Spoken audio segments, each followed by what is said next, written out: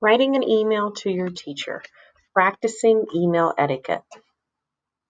3 things you're going to learn today. You're going to learn how to write a polite professional email to your teacher, being me, Mrs. Ray.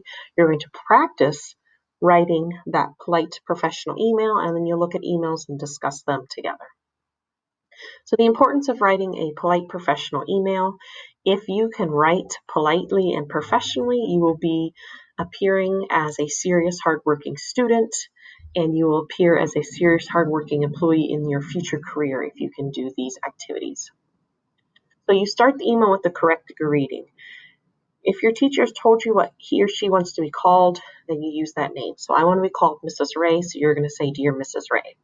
If you're unsure what to call your teacher, if you're not emailing me, then you can write a general greeting like hello. Do not start the email with an incorrect greeting. So don't use my first name. Even though my first name is Donna, you know to address me professionally in the classroom as Mrs. Ray. So you would say, Dear Mrs. Ray, not Dear Donna. Don't start an email too informally. You don't want to say, hey, yo, what's up? That's just not professionally and polite in the etiquette that I'm teaching you right now. So write the email message. Keep it short, kind of get to the point quickly. I do read a lot of emails, but when they're from my students, I read them frequently and I respond very quickly because you guys are that important. So you can ask me direct, specific questions anytime, but just know I can't read your mind. So if you do have a question, just be very clear. Mrs. Ray, I have a question about my grade you entered on my employability yesterday. And then state, my question is why I got 7 points rather than 10, as an example. So don't write like this in the entire message.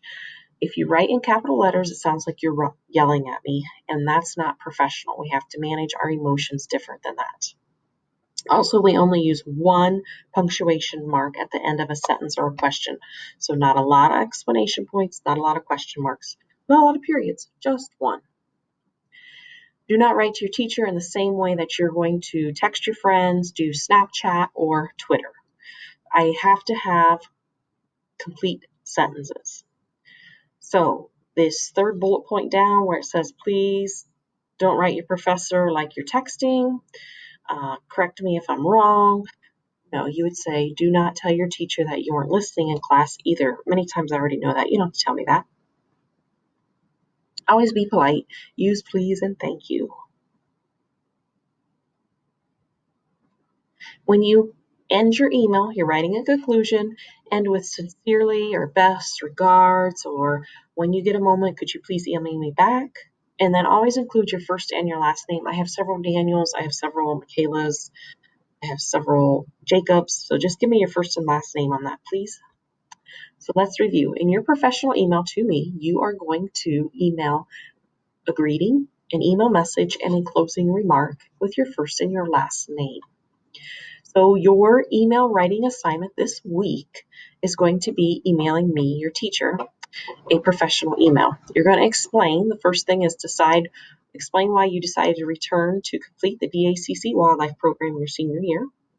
Second thing, in the second paragraph, what you want to learn in lab this year. Third thing, and you can explain like why you think that's important to learn and why you want to learn it. Third thing, how you plan to manage and complete all your online lab work this year. And the fourth thing is that you need to include where you see yourself a year from now. On the email, you need to copy at least one of your parents or guardians on this email so they also know. Thank you.